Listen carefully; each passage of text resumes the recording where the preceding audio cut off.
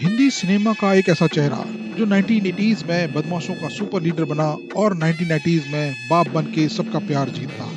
यानी कि एक हाथ में मुकेम्बो खुश हुआ और दूसरे हाथ में जासिम रंजा, जो इंडियाना जोन्स को भी डरा सकता था और अमिताभ से लेकर शाहरुख के नाको चने चबा सकता था। दोस्तों, बोलने की जरूरत नहीं है, आज का वीडियो हमारी ट्रिब्यूट है अमरीश पुरी जी को। वो कुत्ते का पिल्ला हमारे सामने गुर्राने लगा है।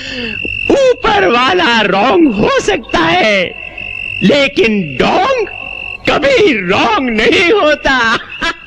इस इलाके में एक ही आदमी पावरफुल है और वो है शमशेर सिंह, ठाकुर शमशेर सिंह। मैं हूँ वली-अहद सल्तनत आमाज, खुदाई खिदमतगार, जाबाज, मुजाहिद, सिपा सालार लश्कर फिदाइन, रजूली अल जब्बार अल नासिर। अजगर किसे कब और कहां निकल जाता है, ये तो मरने वाले को भी पता नहीं चलता। शेरा की शहनशाहियत में खून बहाने का हक सिर्फ शेरा को है। बात की बात, मैं तो एक छोटा मोटा पुलिस अफसर हूं, नाम हनुमंत सिंह। अमरीश जी का कैरियर तो शुरू हुआ 40 की उम्र में और फिर झेली 10 साल की स्ट्रगल और 50 की उम्र में पाया वो मुकाम जो उन्हें बॉलीवुड के विलेंस का सुपर बाप बना देता है। नवांशहर के एक छोटे से लड़के ने थिएटर में अपना मुकाम बनाया और वहां से बॉलीवुड के सबसे आइकॉनिक विलन, फादर फिगर और ग्लोबल सुपरस्टार बनने तक का सफर हमें दिखाया। 22 जून 1932 पंजाब के नवांशहर में एक मिडिल क्लास फैमिली में एक लड़का पैदा होता है, अमरीश लाल पुरी। अगर आज के नेपो किड्स का जमाना होता तो समझिए जिनके बड़े भाई मदन पुरी ऑलरेडी 1950 और 60 में एक सक्सेसफुल विलेन थे और बड़े भाई चमन पुरी भी एक नामी कैरेक्टर एक्टर थे, और तो और केएल सहगल उनके डिस्टेंट कजन लगते थे। मतलब टैलेंट घर पे था, सब कुछ बना बनाया था, लेकिन स्पॉटलाइट किसी ने गिफ्ट में नहीं दी। यंग अमरीश पुरी मुंबई आए फिल्मों में ब्रेक लेने के लिए, और ब्रेक मिला, लेकिन फिल्मों में नहीं, हार्ट ब्रेक वाला ब्रेक। उनका पहला स्क्रीन टेस्ट फेल हो गया, लाइफ ने थप्पड़ पे थप्पड़ मारे, लेकिन बंदा नहीं टूटा। उन्होंने ईसीआईसी में एक स्टेबल जॉब ले ली जो कि एक क्लर्क की जॉब थी, मगर विरासत में मिला एक्टिंग का कीड़ा शांत होने का नाम नहीं ले रहा था। उन्होंने शाम को ऑफिस के बाद उसे शांत करने के लिए पृथ्वी थिएटर और सत्यदेव दुबे के साथ रिहर्सल करनी शुरू करी। कोई एयर कंडीशन नहीं, कोई ग्लैमर नहीं, सिर्फ एक्टिंग का पैशन। 1970 तक वो स्टेज के एक टॉप एक्टर बन चुके थे। यहाँ तक कि मैं आपको बता दूं कि 1979 में उनको मिला संगीत नाटक एकेडमी अवार्ड, थिएटर का ऑस्कर। लेकिन फिल्मों में उनका पहला प्रॉपर अपीयरेंस आया 1970 की देवानंद की फिल्म प्रेम पुजारी से। रोल छोटा था, लेकिन ये रोल एक डोर ओपन कर गया। इसके अलावा रेशमा और शेरा में भी उनका रोल सराहा गया। पूरे 1970 में उन्होंने हिंदी, कन्नड़ा, पंजाबी में छोटे रोल किए, कॉप के, नेता के, साइड में खड़े गुंडे के। कुल मिलाकर इंडस्ट्री ने उन्हें रिलायबल एक्टर तो माना, पर मेन विलन का रूप में अभी तक उनका कोई खास सफर आगे नहीं बढ़ा। क्योंकि मैं एक शरीफ और अमन पसंद आदमी हूं। फिर आया 1980 का दौर। प्राण साहब कैरेक्टर एक्टर बन चुके थे, प्रेम चोपड़ा साहब थोड़े रिपीटेटिव से हो गए थे, तो अमरीश पुरी ने अपने मैच्योर्ड एज, दमदार आवाज और पर्सनैलिटी से 1980 में विलेनी की कमान संभाल ली। हजूर वाला 50-50 मील तक इस जंगल में चिड़िया पर भी नहीं मारती हमारे हुक्म के बगैर। 1980 बोनी कपूर की फिल्म हम 5 फिल्म में पहली बार अमरीश पुरी को एक सेंट्रल विलेन का मौका मिला। और क्या किया उन्होंने, स्क्रीन प्रेजेंस इतनी हैवी थी कि कैमरा के आसपास उनके सामने कोई टिक नहीं पाया। मेरा करीबा, तू साले गधे का गधा ही रहा, बचपन से मेरी सेवा करके तूने यही सीखा। 1980 अमरीश पुरी के बदमाशी साम्राज्य का डिकेड था, जहां अमरीश पुरी जी ने नाना प्रकार के गेटअप धारण करने से कभी नहीं चुके, और फिल्में चाहे जैसी भी हो, पुरी का होना उसमें 4 चांद लगा देता था। ये थी वो मूवीज जिनने उनके कैरियर को फास्ट फॉरवर्ड पर डाल दिया। विधाता जगावर चौधरी के रूप में एक खतरनाक डॉन दिलीप कुमार और संजय दत्त के बीच खड़े होकर फिल्म में जान डाल दी। नया नया होश है और नया नया जोश है।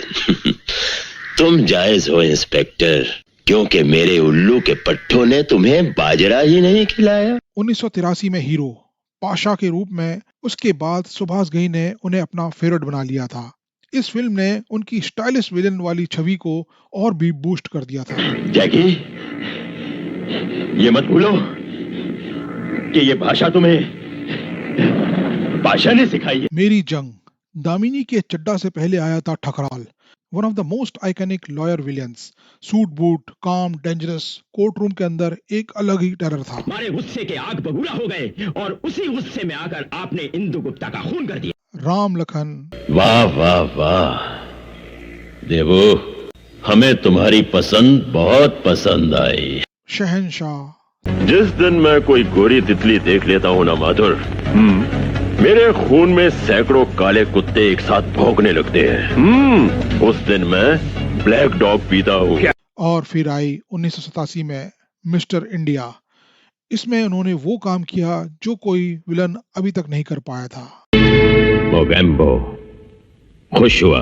ऐसा विलन ना इंडिया ने कभी देखा था, ना इसके बाद कभी देख पाए। Military costume, golden chair, lightning panel, एक डिक्टेटरशिप का कार्टूनिश वर्जन, पर flawless performance. Theatre style dialogue delivery, थोड़ी ओवर एक्टिंग, पर बिल्कुल जानदार। ये सब कुछ अगर इसी तरह चलता रहा तो वो दिन दूर नहीं जब मोगेम्बो का ख्वाब सच्चा हो जाएगा। मोगेम्बो बनकर अमरीश पुरी दुनिया भर में आइकनिक हो गए। 1980 में और भी विलन थे, शक्ति कपूर, गुलशन ग्रोवर, रंजीत, पर अमरीश पुरी का फिल्म में होना सबको बौना कर देता था। मेरे जैसे दर्शकों के लिए अमरीश पुरी का होना एक धांसू टक्कर की गारंटी देता था फिल्म में। ऐसा नहीं कि सिर्फ बॉलीवुड में उन्होंने धमाका किया, हॉलीवुड में भी उनका वर्चस्व बना रहा। Indiana Jones and the Temple of Doom में उन्होंने मूलाराम का कैरेक्टर प्ले किया। खोपड़ी, आग, तांत्रिक, सब डार्क कैरेक्टर एक साथ अमरीश पुरी के कैरेक्टर में दिखे।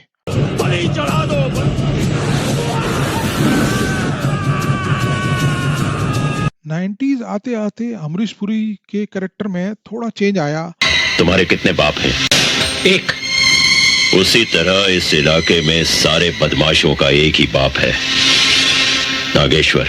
मगर दशक की शुरुआत में सौदागर का चुनिया मामा आज भी हड्डी तक सेहरन फैलाने के लिए काफी है। बलिराम, टेलीफोन कट कर और मेरा इंतजार कर। घायल, जिसमें बलवंत राय चड्ढा का रोल आज तक लोगों की जुबान पर है। तुमने अभी मुझे पहचाना नहीं।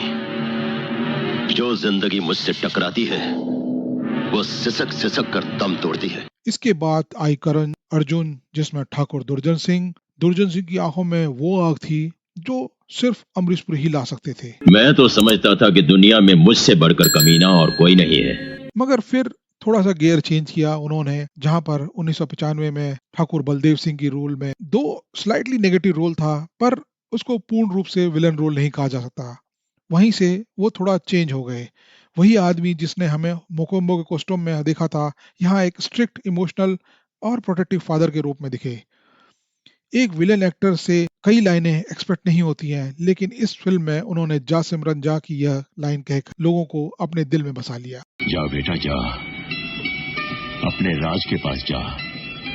जा सिमरन, जा जी ले अपनी जिंदगी।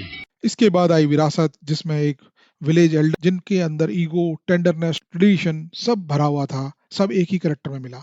फिर आया 2000 का दशक, नायक 2001 में, जिसमें उन्होंने सीएम बलराज चौहान का रोल किया, करप्ट मैनिपुलेटिव पॉलिटिशियन।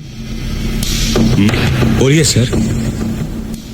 फिर आई 2001 में गदर, जिसमें अशरफ अली का कैरेक्टर आज तक one of the best villain का कैरेक्टर कहा जा सकता है।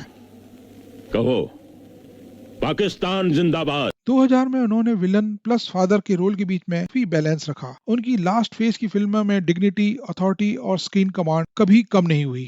2005 में उनका देहांत हो गया, पर 400 से ज्यादा फिल्में करने के साथ अमरीश पुरी जी ने हिंदी सिनेमा में एक अलग ही चैप्टर लिख दिया। अमरीश पुरी जी सिर्फ विलन नहीं थे, वो एक इंस्टीट्यूशन थे, एक स्कूल ऑफ एक्टिंग थे। मोगेम्बो की हंसी से लेकर बलदेव के आंसू तक ये एक आर्टिस्ट की जर्नी है, जिसमें स्ट्रगल, पैशन और डेडिकेशन सब कुछ दिखता था। और इसलिए अमरीश पुरी जैसे लोग कभी मर नहीं सकते, वो हर जनरेशन के लिए जिंदा रहते हैं। तेरी अम्मा ने भूत की मेहंदी रचाई थी ना, वही भूत हूं मैं। अगर आपको ये डीप डाइव पसंद आया तो लाइक करिए, कमेंट करिए और याद रखिए कोई विलन नहीं होता, सिर्फ ग्रेट एक्टर होते हैं। रस और गांजा भी उगाता हूँ, जिसे बेचकर फॉरेन करेंसी लाता हूँ। मैं तो अपनी भारत माता को सोने के पंख लगा रहा हूँ।